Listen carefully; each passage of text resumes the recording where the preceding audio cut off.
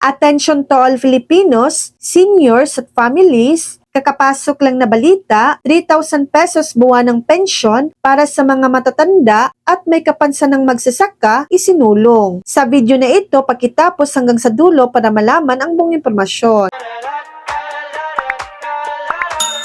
Sa Manila, Philippines, isinusulong sa Kamara de Representantes ang tig 3,000 pesos buwan ng pensyon kasama ang proteksyong panlipunan para sa mga matatanda, may kapansanan at mahihirap na magsasaka upang matiyak ang isang disenteng antas ng pamumuhay habang sila ay tumatanda. Sa ilalim ng House Bill No. 7663 na inihain ni Leyte Rep. Ferdinand Martin Romualdez at Tingog Rep. Sieda Marie Romualdez, Andrew Julian Romualdez at Jude Asidre. Ang mga kwalipikadong maliliit na magsasaka ay may karapatan sa buwanang non-contributory pension at basic life and disability insurance. Para sa mga hindi sakop ng Government Service Insurance System o ng Social Security System, ang paglikha ng isang programa ng pensyon para sa mga kwalipikadong matatandang magsasaka ay napakahalaga para sa pagbibigay ng seguridad sa pananalapi, pagbabawas ng kahirapan at pagtiyak ng disenteng antas ng pamumuhay sa kanilang mga huling taon dahil sila ay madalas na itinuturing na kabilang sa mga pinakamahihirap sa lipunan na may limitadong akses sa formal at pare-parehong kita. Ito ay sabi ni Leyte Rep. Romualdez sa paliwanag na tala ng panukalang batas.